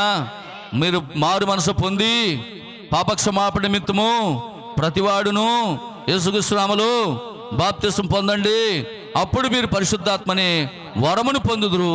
ఈ వాగ్దానము మీకు మీ పిల్లలకి. ఆమేన్. వాగ్దానమేనా? అందుకే అంటున్నాడు ఈ వాగ్దానం. ఆ వాగ్దానాలు పొందుకోవడం కోసం అంట. ఈ వాగ్దానములన్నీ మనకున్నాయా? మరి ఈ వాగ్దానాలు మనం పొందుకోవాలంటే మనం ఎలా ఉండాలంటున్నాడు? కనుక దేవుని భయముతో పరిశుద్ధతను సంపూర్తి చేసుకొనుచు శరీరమునకు ఆత్మకును కలిగిన సమస్త కల్మషము నుండి మనలను పవిత్రులుగా చేసెను. దేవునికి స్తోత్రం. హల్లెలూయా. దేవునికి మహిమ కలుగును గాక. నీ అంతటా నువ్వు పరిశుద్ధురాలుగా మార్చబడలేవు. నీ అంతటా నువ్వు పరిశుద్ధుడిగా పరిపూర్ణుడిగా ఉండలేవు. నిన్ను పరిపూర్ణుడిగా మార్చేది ప్రభువే. నిన్ను పరిశుద్ధతలోకి నడిపించేది ప్రభువే. దైవ భక్తులు పెంచేది ప్రభువే. హల్లెలూయా. దేవునికి మహిమ కలుగును గాక. కొరింథీయులకు రాసిన మొదటి పత్రిక 13వ అధ్యాయం 10వ వాక్యం. త్వరగా చదవండి. ఇప్పటికే నేను ముగించాలనుకున్నాను. పూర్ణమైనది వచ్చినప్పుడు పూర్ణము కానిది నిరర్ధకమగును. దేవునికి స్తోత్రం. పూర్ణమైన వాడు ఎవరంటే యేసు ప్రభు. పూర్ణం కానోళ్ళం ఎవరు అంటే మనం. అర్థమైందమ్మా? పూర్ణం కానోళ్ళం ఎవరు? మనమే. మనలో ఏ పూర్ణత లేదు, సంపూర్ణత లేదు మనలో ఏ యోగ్యత లేదు, మనలో ఏ పరిశుద్ధత లేదు, మనలో ఏ పవిత్రత లేదు. కానీ దేవుడు ఒక్కడే పరిశుద్ధుడు, దేవుడు ఒక్కడే పరిపూర్ణుడు, ఆయన మాత్రమే పవిత్రుడు. హల్లెలూయా. దేవునికి స్తోత్రం కలుగును గాక. కనుక ప్రియమైన దేవుని బిడ్డలారా, నీ శరీరమునకు అంటిన అపవిత్రతను, నీ ఆత్మకు అంటిన అపవిత్రతను శుద్ధి చేసేది యేసు రక్తము మాత్రమే. హల్లెలూయా. దేవుడు తన సంఘాన్ని పరిపూర్ణము చేయుచున్నాడు. ఎఫెసీయులకు రాసిన పత్రిక 4వ అధ్యాయం 11 నుంచి స్పీడ్గా త్వరగా చదవండి. ఎఫెసీయులకు రాసిన పత్రిక 4వ అధ్యాయం 11 నుంచి మనమందరము విశ్వాస విషయములు, దేవుని కుమారుని గూర్చిన జ్ఞాన విషయములు ఏకత్వం పొంది సంపూర్ణ పురుషులకు వరకు, అనగా క్రీస్తునకు కలిగిన ఈ సంపూర్ణతకు సమానమైన సంపూర్ణత గలవారు మగు వరకు ఆయన ఇలాగూ నియమించెను. పరిశుద్ధులు సంపూర్ణ అవ్వాలంటే క్రీస్తు శరీరము క్షేమాభివృద్ధి జరుగుటకు, పరిచర్య ధర్మం జరుగుటకు ఆయన కొందరు అపోస్తులుగా, కొందరు ప్రవర్తలుగా, కొందరు సువార్థికులుగా, కొందరిని కాపరులుగా, కొందరిని ఉపదేశకులుగా నియమించెను. హల్లెలూయా. దేవునికి మహిమ కలుగును గాక. కనుక పిల్లరా, క్రీస్తు శరీరం అనే సంఘము క్షేమాభివృద్ధి చెందుచు పరిపూర్ణం అవ్వాలని దేవుడు కోరుకుంటున్నాడు. వాక్యములో పరిపూర్ణం అవ్వాలి, భక్తిలో పరిపూర్ణం అవ్వాలి, విశ్వాసంలో పరిపూర్ణం అవ్వాలి, ప్రేమలో పరిపూర్ణుడు అవ్వాలి. ఆమేన్. సంఘము లోకము చేత మోసపరచబడకూడదు. ఆమేన్. హల్లెలూయా. వాక్యము చేత మాత్రమే నువ్వు ఉదక స్నానం చేయబడాలి. దేవునికి స్తోత్రం. భూమిలో విత్తబడిన గోధుమ గింజ ఎవరో కాదు ఆయనే. వధింపబడిన గొర్రెపిల్ల ఎవరో కాదు ఆయనే. కృప ఎవరో కాదు ఆయనే. ప్రవక్త ఎవరో కాదు ఆయనే. మెస్సయ్య ఎవరో కాదు ఆయనే. పెండ్లి కుమారుడు ఎవరో కాదు ఆయనే. రాజులకు రాజు ఆయనే. న్యాయాధిపతి ఆయనే. హల్లెలూయా. దేవునికి మహిమ కలుగును గాక. సంఘము పరిపూర్ణతలోకి రావాలంటే వాక్యము శ్రద్ధగా వినాలి, విన్న వాక్య ప్రకారం జీవించాలి, స్థిరమైన విశ్వాసం కలిగి ఉండాలి. ఆమేన్. హల్లెలూయా. దేవునికి మహిమ కలుగును గాక. కనుక అబ్రహాముకు కలిగినటువంటి విశ్వాసం లాంటి విశ్వాసం నువ్వు కలిగి ఉండాలి. సర్వశక్తి కలిగిన దేవుడు మన దేవుడు. ఆయన తన ప్రజలను ప్రేమించువాడు, తన ప్రజల కొరకు ప్రాణం పెట్టివాడు. ఆయన అలాంటి దేవునిలో నీవు ఒక భాగమై ఉన్నావు. నీకోసం ఆయన చాలినంత రక్తాన్ని చిందించాడు. ఆయన రక్తంలో నువ్వు కడగబడ్డావు, నువ్వు పరిపూర్ణుడిగా మార్చబడ్డావు. హల్లెలూయా. పరిశుద్ధుడిగా జీవించాలి నువ్వు.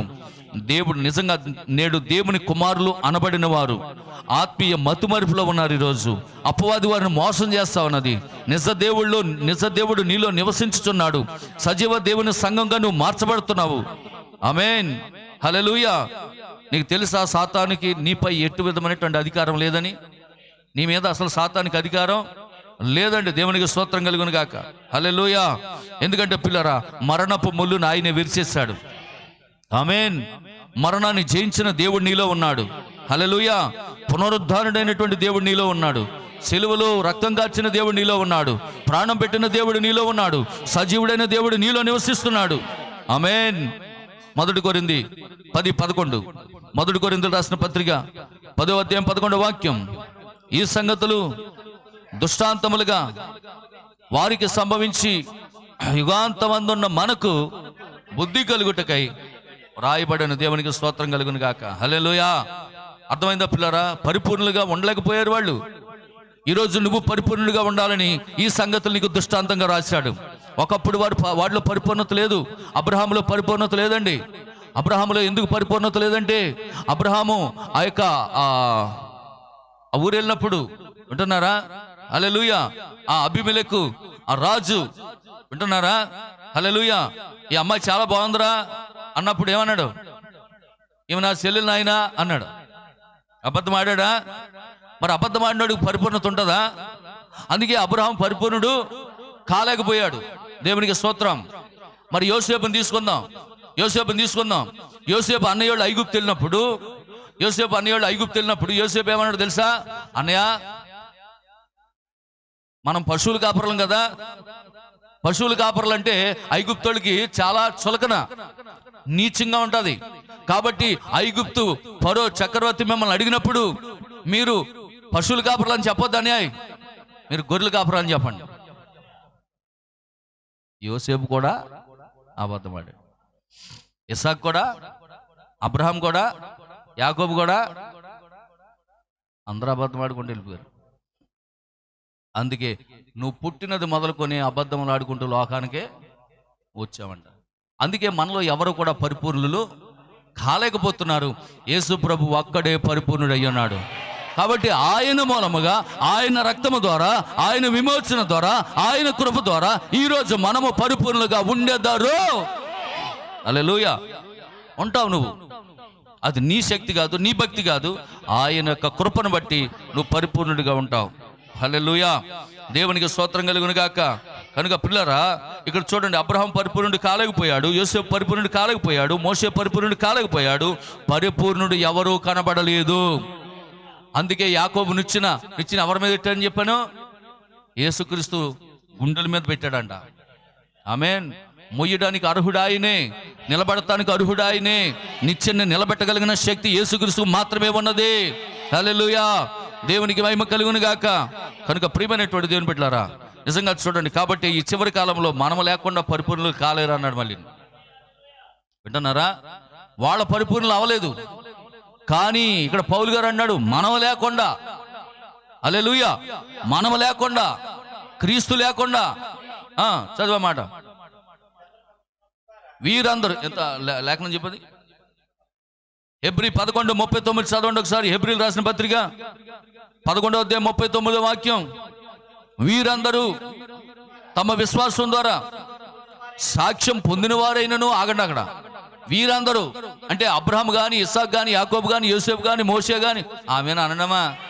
ఓర్ నాయన, ఇంకెంతో అరగంట ఉంటాం. అరగంట ఉంచంలే, ఇంకా 10 నిమిషాలు 5 నిమిషాలు అయిపోద్ది. ఇప్పుడైనా కొంత, వెళ్ళేటప్పుడైనా కొంత హుషారుగా ఉండండి. దేవునికి స్తోత్రం. 3 గంటలు సినిమా చూసి వాడు ఏళ్ళు వేసేస్తాడు అక్కడ.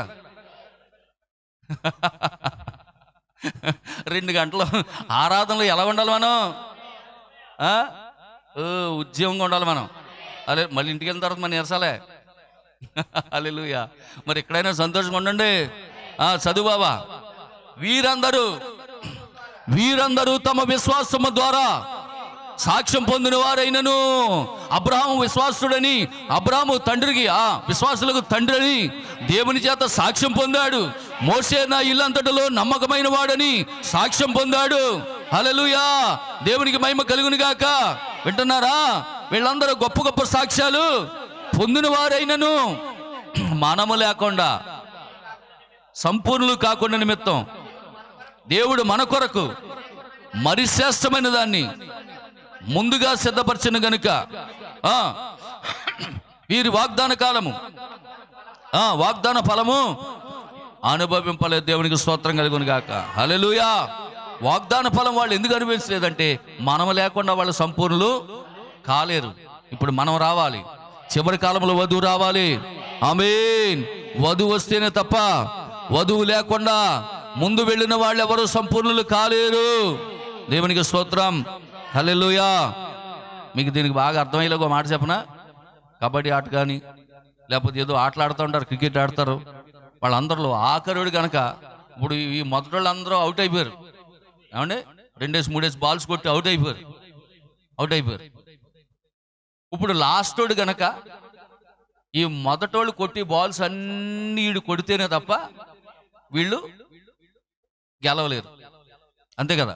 దేవునికి స్తోత్రం. ఇప్పుడు వాళ్ళందరూ ఏమైపోయారు? ఓడిపోయి వెళ్ళి కూర్చున్నారు. మీకు అర్థమవుతుందా?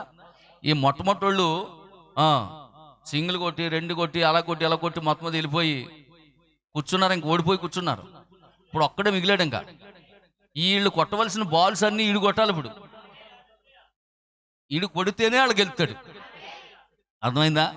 అలాగే మన వాళ్ళు అబ్రహాము, ఇసాకు, యాకోబులు అందరూ కూడా వాళ్ళ బాల్ ఆడేసి ఓడిపోయి వెళ్ళిపోయి కూర్చుని చూస్తున్నారండి మన కోసం. ఓరు బాబు, ఈడు నెగ్గితేనే, ఈడు కొడితేనే, వీడు విజయం వస్తేనే మనం అందరం నెగ్గుతాం. అంతే కదా? ఇంకొక్కడే ఉంటాడు. వాళ్ళ పేర్లు నాకు తెలియదు. సచినో లేదా మరి బొచ్చినో ఎవరో తెలీదు. సచిను తర్వాత ఇంకెవరమ్మా? కుంబులే ఎవరా? ఏంటమ్మా? విరాట. అయ్యి బాబోయ్, విరాట్ అంట. దేవుని స్తోత్రం. విరాట్ అంట. మరి వాళ్ళు ఎవరో వాళ్ళ పేర్లు నాకు తెలియదు, కానీ వాళ్ళు కొడుతున్నారు బాల్స్. ఇప్పుడు వాళ్ళ బాల్స్ కొడితేనే, వాడు నెగ్గితేనే ఆ టీంలో ఉన్న వాళ్ళు అందరూ నెగ్గుతారు. అర్థమైందమ్మా? ఇప్పుడు పాత నిబంధనలో దేవుడి చేత సాక్ష్యం పొందిన వాళ్ళు అందరూ వెళ్ళిపోయి బెంచ్ల మీద కూర్చున్నారంట. హల్లెలూయా. వాళ్ళందరూ విశ్వాసం వీరులే. కొన్ని పోరాటం లేని వాళ్ళు అంటే మామూలు పోరాటం కాదు, బాగా గొప్ప పోరాటం పోరాడిన వాళ్ళే విశ్వాస వీరులే. ఇంటికి వెళ్ళిన తర్వాత చదువుకోండి, 11వ అధ్యాయం హెబ్రీయులకు రాసిన పత్రిక ఇంటికి వెళ్ళిన తర్వాత చదువుకోండి. వాళ్ళందరూ విశ్వాస వీరులే, గొప్పగానే పోరాడారు, కానీ ఓడిపోయారు. ఇప్పుడు మనం లేకుండా, ఆమేన్, మనం లేకుండా వాళ్ళు సంపూర్ణులు కాలేరు. ఇప్పుడు ఆటలో మనం ఉన్నాము. మనం విజయం సాధించాలి, మనం పరిపూర్ణులు అవ్వాలి.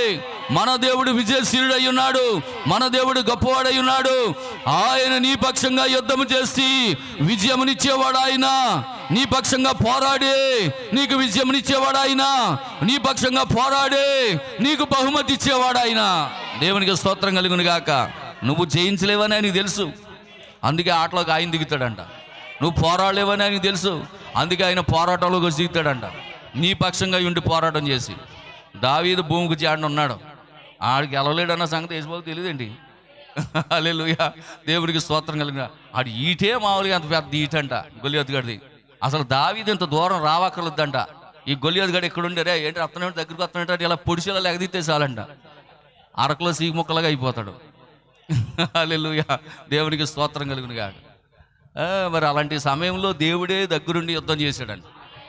ఈరోజు మనం పరిపూర్ణలు అవ్వలేమని దేవుడికి తెలుసు, అందుకే దేవుడు మన పరిపూర్ణతలో నడిపించడానికి ఆయన రక్తం గార్చాడంట. హల్లెలూయా. దేవునికి మహిమ కలుగును గాక. ఆమేన్. కాబట్టి పిల్లారా, ఈ చివరి కాలంలో మనము లేకుండా పరిపూర్ణులు కాలేరు అని బైబిల్ స్పష్టంగా తెలియజేస్తా ఉన్నది. మరి ఇప్పుడు ఎవరు పరిపూర్ణులయ్యారంటే పేతురు పరిపూర్ణుడయ్యాడంట, యాకోబు పరిపూర్ణుడయ్యాడంట, యోహాను పరిపూర్ణుడయ్యాడంట. ఆమేన్. ఈ చివరి కాలపు వధువు కూడా పరిపూర్ణురాలంట. దేవునికి స్తోత్రం. హల్లెలూయా. దేవునికి మహిమ కలుగును గాక. ఓ పరిపూర్ణుడైనటువంటి క్రీస్తుని కలిగి ఉండటం వలన వారు పరిపూర్ణులుగా తీర్చబడ్డారు. దేవునిలో ఉన్న సర్వ సంపూర్ణత క్రీస్తులో కుమ్మరించుకున్నాడు. క్రీస్తులో ఉన్న సర్వ పరిపూర్ణత ఆయన వధువులో కుమ్మరించుకున్నాడు. ఆ కారణమును బట్టి యేసు చెప్పారు, మీ పరలోకపు తండ్రి పరిపూర్ణుడు గనుక మీరు కూడా పరిపూర్ణులుగా ఉండెదరు. హల్లెలూయా. కాబట్టి ప్రియమైనటువంటి దేవుని బిడ్డలారా, నిశ్చయముగా ఈ చివరి దినాల్లో, ఈ చివరి కాలంలో విలియం మ్యారియన్ బ్రెన్హామ్ ద్వారా జరిగిన అద్భుతమైనటువంటి కార్యాలు మళ్ళా పరిపూర్ణులుగా కనుక మనం ఉంటే మన మధ్యలో మన ద్వారా దేవుడు చేయించబోతున్నాడు. God bless you. దేవుడు మిమ్మల్ని దీవించిన గాక. అందరూ కూడా లేచి నిలబడదాం. అందరూ కూడా లేచి నిలబడి చిన్న ఆరాధన జరిగించుకొని మనం సెలవు తీసుకుందాం. హల్లెలూయా. దేవునికి మహిమ కలుగును గాక. ఆమేన్. మరి ఇక్కడ పలహారం ఉన్నది. ఆనందరాజు వచ్చాడా రాలేదా? ఏమా ఆనందరాజు పలహారం పంపించాడు. కాబట్టి మరి అవన్నీ కూడా కిందకి తీసుకెళ్తే అక్కడ పిల్లలకి అక్కడ టిఫిన్లను కూడా ఏర్పాటు చేయండి. హల్లెలూయా, దేవునికి స్తోత్రం, దేవునికి మహిమ కలుగును గాక. ఆమేన్. జీవితంలో నీలా ఉండాలని యేసు నాలో ఎంతో ఆశున్నది. జీవితంలో నీలా ఉండాలని యేసు నాలో ఎంతో ఆశున్నది. తీరునా నా కోరిక చేరితి ప్రభు పాదాల చెంత. తీరునా నా కోరిక చేరితి ప్రభు పాదాల చెంత. జీవితంలో నీలా ఉండాలని యేసు నాలో ఎంతో ఆశున్నది. జీవితంలో నీలా ఉండాలని యేసు నాలో ఎంతో ఆశున్నది. పరిశుద్ధతలో ప్రార్థించుటలో ఉపవాసముతో ఉపదేశముతో పరిశుద్ధతలో ప్రార్థించుటలో ఉపవాసముతో ఉపదేశముతో ఇలాగే చేయాలని నీలోని బ్రతకాలని నీలాగే చేయాలని నీలాగే బ్రతకాలని నీలాగే చేసి నీతోనే నడచి చేరాలని. ఓ నీలాగే చేసి నీతోనే నడచి ఇద్దరికి చేరాలని. తీరునా నా కోరిక చేరితి ప్రభు పాదాల చెంత. తీరునా నా కోరిక చేరితి ప్రభు పాదాల చెంత. జీవితంలో నీలా ఉండాలని యేసు నాలో ఎంతో ఆశున్నది. జీవితంలో నీలా ఉండాలని యేసు నాలో ఎంతో ఆశున్నది. హల్లెలూయా. నిజమే ప్రియమైన దేవుని పిల్లలు, మీ పరలోకపు తండ్రి పరిపూర్ణుడు గనుక మీరును పరిపూర్ణులుగా ఉండెదరు అన్నాడు. మనము లేకుండా వారు పరిపూర్ణులు కాలేరు. కాబట్టి ఈ మధ్యాహ్న కాల సమయంలో ఈ ఉదయకాల ఆరాధనలో పాలు పంపులు పొందిన మనమందరము ఒకసారి మన జీవితాలను సరి చేసుకుంటూ సరిదిద్దుకుంటూ పరిశుద్ధతలో పవిత్రతలో మనలను మనం కాపాడుకుంటూ దేవుని యొక్క రాజ్యానికి వారసులు అవ్వాలని ప్రభుపేట మీకు మనం చేస్తా ఉన్నాం. ప్రార్థన చేద్దాం. మరి కెజ్జా కొరకు కూడా ప్రార్థన చేయండి. చిన్న ఆపరేషన్ జరిగింది. కెజ్జా ఆరోగ్యం కొరకు కూడా ప్రార్థన చేయండి. కడలి కెజ్జా కీర్తి అనే పాప కొరకు ప్రార్థన చేయండి. హల్లెలూయా. ప్రార్థన చేద్దాం. పరిశుద్ధుడా, ప్రేమ కలిగిన తండ్రి, కృపామయడానికి వందనాలు, జ్యోతిర్మయడానికి స్తోత్రాలు చెల్లిస్తున్నాం ప్రభువా. ఈ యొక్క నాయన ఉదయకాల ఆరాధనలో ప్రభువా నీ పిల్లలమైన మేము నీ మందిరానికి ప్రభువా ఉదయకాల ఆరాధనకే పెందలకడనే ప్రభువా నీ పిల్లలు లేచి ఎంతగానో ప్రభువా నిన్ను గణపరచాలని, స్తుతించాలని, ఆరాధించాలని దూర దూర ప్రాంతాల నుంచి ప్రభువా, ఎక్కడెక్కడో దూర దూర ప్రాంతాలు నాయన ఇదిగో ప్రభువా, మరి వల్లూరు నుంచి, వెంకటాపురం నుంచి, జిన్నూరు నుంచి నాయన లంకల కొడేరు, ఓ ప్రభువా మరి లక్ష్మణేశ్వరం, వైవాక నాయన ఇంకా దూర దూర ప్రాంతాలు, ఎంతెంతో దూర దూర ప్రాంతాల నుంచి కూడా ఈ ఉదయకాల సమయంలో ఈ ఉదయకాల ఆరాధనకు నాయన నీ పిల్లలు వచ్చారు ప్రభువా. తప్పనిసరిగా దీవించండి నాయన. ఆశీర్వదించండి, మీరు బలపరచండి. మీ పరలోకపు తండ్రి పరిపూర్ణుడు గనుక మీరు పరిపూర్ణుగా ఉండేదరు అన్నావు. అలాంటి పరిపూర్ణతలోనికి మమ్మల్ని నడిపించినందుకు నీకు స్తోత్రాలు. నిశ్చయముగా నాయన ఈ ఉదయకాల ఆరాధనలు మీరు ఉన్నందుకు వందనాలు. మరి పుట్టినరోజు జరుపుకున్నటువంటి నాయన జాహ్నవిని, ఎస్తేర్ని కూడా జ్ఞాపకం చేసుకోండి. వారిద్దరిని కూడా మీరు దీవించండి నాయన, ఆశీర్వదించండి. ఇలాంటి పుట్టినరోజులు అనేకమంది చేసుకునే కృప దయచేయండి. సాక్ష్యం చెప్పిన నీ కుమార్తె విక్టోరియాను కూడా మీరు దీవించండి. ఆ బిడ్డ భవిష్యత్తులో కూడా ప్రభా మంచిగా నీ ఏడల భయతులు జీవించడానికి సహాయించండి. ప్రభా నీకు వందనాలు. అలాగే వచ్చే వారంలో జరిగే కూడికలన్నీ కూడా దీవెనకరంగా జరిగించండి. ఎల్లుండి సాత్విక పుట్టినరోజు కూడా ఘనంగా జరిగించండి. ప్రభా నీకు వందనాలు. అలాగే ప్రభా ఇదిగోనైనా మరి 22వ తారీఖునైనా ఉదయం మ్యారేజ్, రాత్రి పుట్టినరోజు దీవెనకరంగా ఆశీర్వాదం జరిగించండి. 28, 29 నాయన కర్ణాటకలో జరుగుతున్న సువార్త కూడికలు 2 కూడా అద్భుతకరంగా జరిగించము నాయన. ప్రభా ఎన్న వాక్యాన్ని మా హృదయాల్లో భద్రపరుచుకొని వాక్య ప్రకారం జీవించే కృప దయచేయండి. అలాగే కడలి కెజ్జే కొరకు ప్రార్థిస్తున్నామనైనా ఆ చిన్న ఆపరేషన్ జరిగిందని చెప్పారు. ఆ బిడ్డకు ఒంట్లో ఉన్నటువంటి బలహీనత ఏదైతే ఉందో దాని నుంచి విడుదల దయచేయండి, స్వస్థపరచండి, పరిపూర్ణ ఆరోగ్యం దయచేయండి. ప్రభా నీకు వందనాలు. అలాగే ప్రభా మరి ఓ నాయనిదిగో ప్రభా ఇక్కడ ఉన్నటువంటి సహోదరి వాళ్ళ మంగదేవి కొరకు ప్రార్థిస్తున్నాం. ప్రభా వాళ్ళ తల్లిగారు ఆరోగ్యం కొరకు ప్రార్థిస్తున్నాం. మంగదేవి ఆ ఒంట్లో ఉన్నటువంటి బలహించి కూడా విడుదల దయచేయండి, స్వస్థపరచండి, పరిపూర్ణ ఆరోగ్యం ఇచ్చి నడిపించండి. నాయన నూతనంగా వచ్చిన బిడ్డలందరూ కూడా దీవించండి. ఇదిగో నాయన వైవాక్ నుంచి వచ్చిన పద్మని జ్ఞాపకం చేసుకోండి. వాళ్ళ కుమార్తె నన్ను రేవతిని దీవించండి. చదువు విషయంలో, భవిష్యత్తు విషయంలో, వివాహ విషయంలో కూడా కార్యం జరిగించండి. నాయన పెద్దింట్లో వాళ్ళ యొక్క చెరువులు మళ్ళీ వేస్తా ఉన్నారు, సాయం చేయండి. ఓ నాయన జోగి సమయాలు గారి కుటుంబాన్ని దీవించండి. మణికొండ కొరకు ప్రార్థించాం నాయన, హాస్పిటల్లో ఉన్నాడు ప్రభా, నీ చిత్తమైతే మంచిగా ట్రీట్మెంట్ జరగడానికి సహాయించండి. ప్రభా నీకు వందనాలు. వల్లూరు నుంచి వచ్చినటువంటి నాయన సహోదరిని దీవించండి. తన యొక్క కుమారుల కొరకు ఎంతగానో ప్రయాసపడతా ఉన్నది నాయన, ఉద్యోగ విషయంలో, నాన్న వివాహ ఉద్యోగ విషయంలో, అలాగే చిన్న కుమారుడు చదువు విషయంలో కూడా సాధించండి. ప్రభా నీకు వందనాలు. ఇక్కడ ఉన్న పురుషులందరూ కూడా దీవించండి ఆయన. ఎవరెవరు ఏ అవస్థతో కొద్ది వచ్చారో వారందరినీ మీరు దీవించండి. నూతనంగా వచ్చిన సహోదరిని కూడా దీవించండి నాయన. వారి పేరైతే నాకు తెలియదు కానీ వారిని కూడా ఆశీర్వదించండి. వారి యొక్క అవస్థతో ఏదైతే ఉందో యేసు నామములో తీర్చబడిన గాక. నూతనంగా వచ్చిన నాయన పురుషులను, స్త్రీలను కూడా దీవించండి ఆయన. ఒక్కొక్కరిని ఆశీర్వదించండి. ప్రభా నీకు స్తోత్రాలు చెల్లిస్తా ఉన్నాం నాయన. వందనాలు ప్రభా. కౌరు తవిత వాళ్ళ చెల్లి కొరకు కూడా ప్రార్థిస్తున్న, విదేశాల నుంచి వచ్చింది. ఆ సహోదరిని దీవించండి. తవిత జ్ఞాపకం చేసుకోండి, వాళ్ళ యొక్క చెల్లిని దీవించండి. ప్రభా నీకు స్తోత్రాలు, వందనాలు, కృతజ్ఞతాస్తుతులు చెల్లిస్తూ ఇదిగో ఈ ఉదయకాల ఆరాధనలో పాలు పంపులు పొందిన ప్రతి ఒక్కరిని దీవించండి. అలాగే నాయన ఇదిగో విష్ణు కాలేజీలోనైనా ఒక తీఫు నాయన, ఒక దొంగతనం జరిగింది ప్రభా. మరి నాయన 30 లక్షల రూపాయలు క్యాష్ పట్టుకుని వెళ్ళిపోయాడు. అయితే ప్రభా మరి అక్కడ 750 సీసీ కెమెరాలు ఉన్నప్పటికీ వాటిని తప్పించుకుని నాయన దొంగ నాయన మరి ఆ యొక్క అమౌంట్ తీసుకుని వెళ్ళిపోయాడు. ఎక్కడ ఉన్నప్పటికీ ప్రభా అతను దొరికినట్లు సహాయం చేయండి ప్రభా. ఈ కార్యం జరిగించి మీరే మహిమ, ఘనత, ప్రభావం మీరు పొందుకోండి ప్రభా. అలాగే సుజామీర్లకు ఉన్న జ్వరం నుంచి కూడా విడుదల దయచేయండి ఆయన. హనీ గ్రేస్ని అలాగే ప్రభా చంటి బిడ్డలకి ఉన్నటువంటి బలహించి విడుదల దయచేయండి. ప్రభా నీకు వందనాలు. ఇదిగో నాయన వచ్చిన బిడ్డలందరూ కూడా పేరు పేరున ప్రభా నాయన మీరు దీవించండి. యవ్వన బిడ్డలు జ్ఞాపకం చేసుకోండి.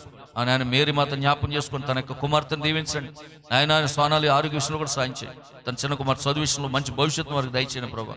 ఈ కార్యం జరిగించి మహిమ పొందుకోండి ప్రభా. దేవానికి స్తోత్రాలు. చేరి వచ్చిన ప్రజలందరూ కూడా, యవ్వన బిడ్డలందరూ కూడా ఒక్కొక్కరిని పేరు పేరు మీరు దీవించండి. వివాహ వయసు వచ్చిన వారిని వివాహాల విషయాల్లో, నాయన ఉద్యోగాలు లేని బిడ్డలకు ఉద్యోగాల విషయాల్లో మీరే కార్యం జరిగించి మహిమ, ఘనత, ప్రభావాలు పొందుకోమని ప్రభు నీ కృప కలిగిన హస్తాలకు అప్పగించుకుంటూ ప్రభు యేసుక్రీస్తు నామంలో ప్రార్థించి స్తుతించి వేడుకొంచున్నాము తండ్రి. మన ప్రభు యేసుక్రీస్తు వారి యొక్క కృప, దీవెన, సన్నిధి, సహవాసం ఇక్కడ చేరిన మనకు సకల పరిశుద్ధులకు, మరి ముఖ్యంగా ఈ కూటంలో పాలు పంపులు పొందిన మనందరికీ సదా దేవుడెత్తుడు నడిపించి దీవించి ఆశీర్వదించి వారమంతా కాపాడును గాక. Amen, amen. షలోమ్. God bless you. ప్రభు మిమ్మల్ని అందరినీ దీవించుగాక. వందనాలు.